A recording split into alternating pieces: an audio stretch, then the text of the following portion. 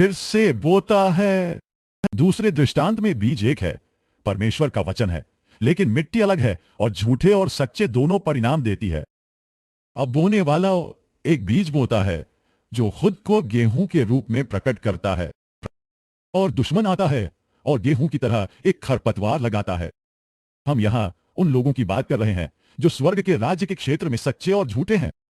स्वर्ग का राज्य कलीसिया नहीं है, बल्कि यह उन लोगों का क्षेत्र है जो यीशु में विश्वास करने का दावा करते हैं, चाहे वे वास्तविक हों या नहीं।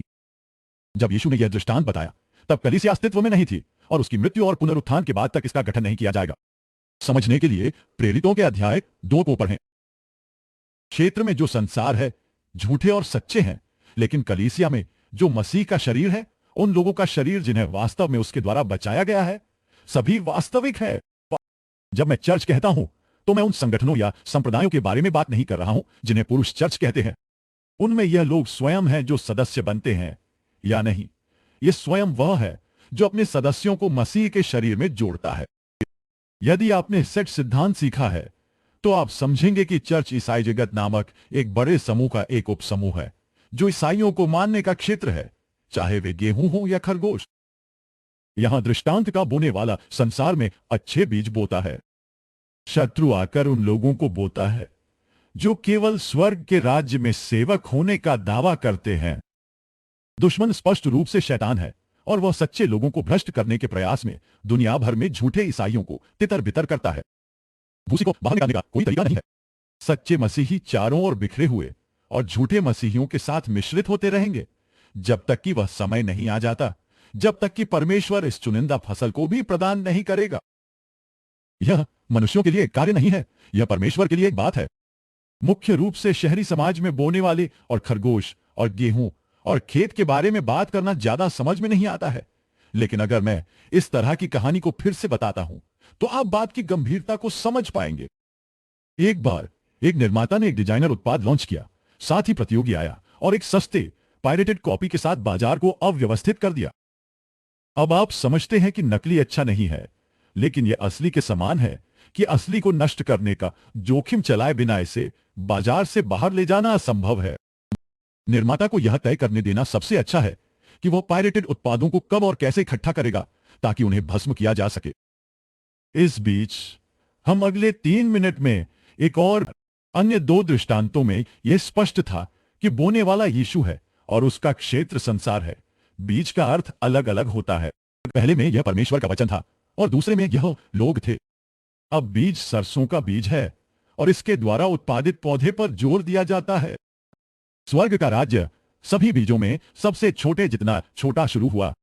सरसों, किसने सोचा होगा कि बढ़ई के नेतृत्व में मुट्ठी भर मध्यम वर्ग के युवाओं की मान्यताओं को पृथ्वी की 1/3 से अधिक आबादी द्वारा अपनाया जाएगा। आज 2 अरब से अधिक लोग खुद को ईसाई कहते हैं। वह छोटा सा बीज एक बड़ा पेड़ बन गया, इतना बड़ा कि पक्षी आकर अपना घर बना सके, उसकी शाखाओं पर लाइन लगा सके। आप पहले से ही जानते हैं कि सोवर कौन है। आप पहले से ही जानते हैं कि क्षेत्र क्या है, बीज क्या है। जब आप बाइबल में किसी चीज का अर्थ जानना चाहते हैं तो बाइबल से ही पूछें। बाइबल की पहली किताब उत्पत्ति में आप अदन के बगीचे में एक सांप पाते हैं जो आदम और हव्वा को धोखा दे रहा है। पिछली पुस्तक प्रकाशित वाक्य में आपने ड्रैगन, प्राचीन सर्प के बारे में पढ़ा जो शैतान है। इस तरह यह जानना आसान है कि कौन कौन है। पक्षी ईसाई जगत के महान पेड़ में घोंसला बनाते हैं जो एक छोटे से बीज के साथ शुरू हुआ था।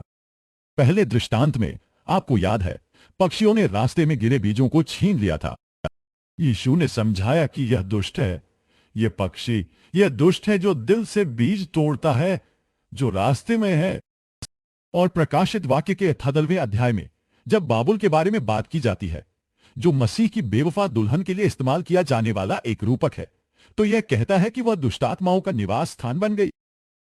हर अशुद्ध आत्मा और हर अशुद्ध और घृणित पक्षी का मांद, इन सबको एक साथ रखते हुए स्वर्ग का राज्य परमेश्वर के वचन को दिलों में फेंक देने के साथ शुरू हुआ। हालांकि उनमें से सभी अंकुरित होने के लिए उपजाऊ नहीं थे।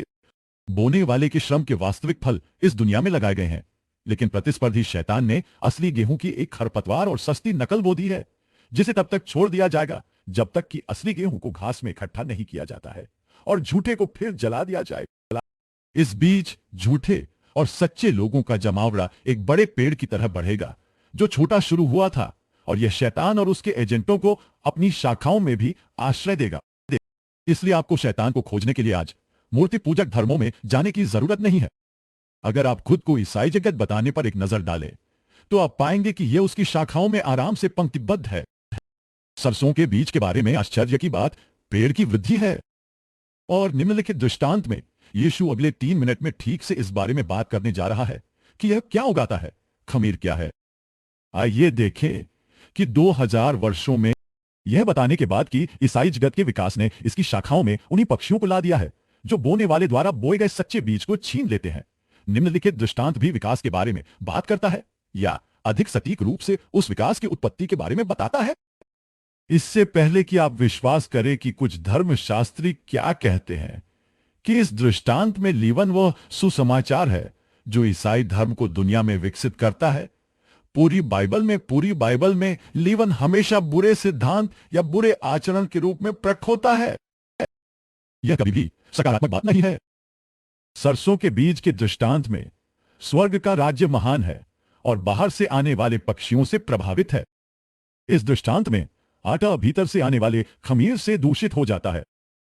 प्रेरितों के काम के 12वें अध्याय में प्रेरित पौलुस ने एफिसुस के मसीहियों से कहा कि भेड़ियों के झुंड को भेड़ियों द्वारा तबाह कर दिया जाएगा और उनके बीच से ऐसे लोग पैदा होंगे जो परमेश्वर के वचन को विकृत करेंगे और भीतर से विनाश करेंगे।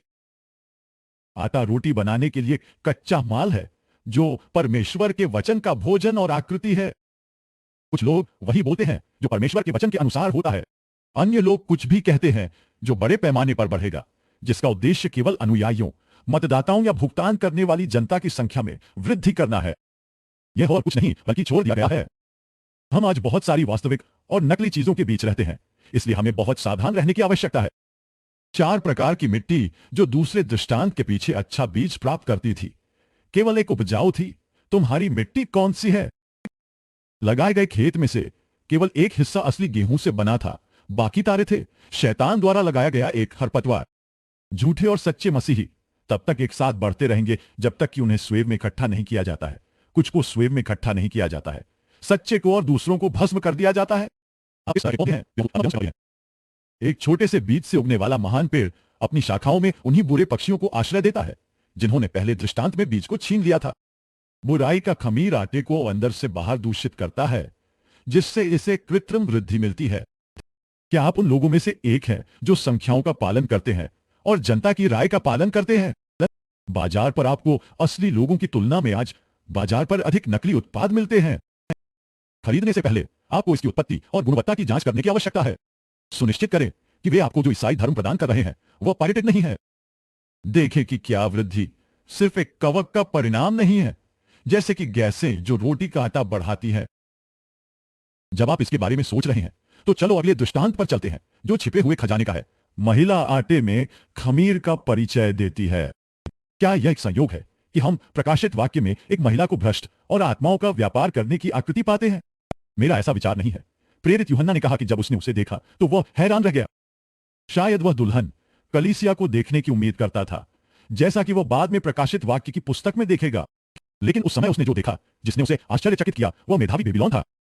यहां स्वर्ग राज्य की तुलना एक खेत में छिपे खजाने से की जाती है। यदि आप पहले ही जान चुके हैं कि ग्रामीण इलाके दुनिया की एक आकृति है, तो वह कौन हो सकता है जो खजाने को रखने के लिए सब कुछ बेच देता है? वही जो पहले 2 दृष्टांतों में खेत में बीज बोने निकला था, ईसा मसीह। अन्य लोग इस दृष्टांत की व्याख्या अन्य तरीकों से करते हैं। कुछ लोग कहते हैं कि खजाना सुसमाचार है, दूसरों का कहना है कि खजाना मसीह है। दोनों मामलों में इसका अर्थ है कि यह हम हैं जो इस खजाने को रखने के लिए सब कुछ बेचते हैं। लेकिन क्या आप वास्तव में विश्वास करते हैं कि आपके पास यीशु को पाने के लिए बेचने या देने के लिए कुछ है? और अगर मेरे पास कुछ भी नहीं है, अगर मैं एक दुखी खोया हुआ पापी हूं, तो मैं क्या बेचने जा रहा हूं ताकि मैं यीशु का आनंद ले सकूं? यशायाह में परमेश्वर उन सभी को आमंत्रित करता है जिनके पास खाने और पीने के लिए पैसे नहीं हैं। इफिसियों में वे दोनों कहते हैं कि हम अनुग्रह से विश्वास के माध्यम से बचाए जाते हैं, न कि किसी ऐसी चीज के द्वारा जो हमसे आती है। मेरे उद्धार की कहानी में मैं केवल उसी के बारे में जानता हूं जिसने मुझे बचाने के लिए अपना सब कुछ त्याग दिया। मैं केवल एक के बारे में जानता हूं जो बाइबल कहती है कि अमीर होने के कारण वह गरीब हो गया। केवल वही जो मेरे लिए अपनी जान देने तक चला गया। केवल एक जिसने अपनी मृत्यु के साथ पूरे मैदान को भी खरीद लिया, जैसा कि दृष्टांत में आदमी करता है, और मैदान दुनिया है। आपके रोंगटे खड़े नहीं हो जाते सिर्फ यह सोचकर कि यीशु आपको मरने लायक खजाने के रूप में देखता है। उसने तुम में ऐसा क्या देखा होगा जो उसे मुझ में ऐसा मानता हो? जब कोई प्यार करता है तो वह उस व्यक्ति के लिए प्यार नहीं करता है दूसरे व्यक्ति के पास क्या है, लेकिन वह क्या है। और तुम और मैं, यद्यपि हम परमेश्वर के द्वारा बनाए गए थे, पाप के द्वारा बर्बाद कर दिए गए हैं, एक अत्याचारी द्वारा कैद किए गए हैं और मृत्यु के लिए नियत हैं। यीशु ने सोचा कि हमें अपने लिए रखने के लिए सब कुछ छोड़ने के लायक है। केवल वह ही हमें इतना प्यार कर सकता है।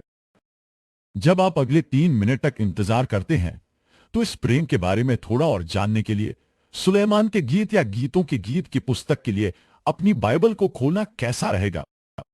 फिर इस श्रृंखला में अगले दृष्टांत के लिए महान कीमत के मोती के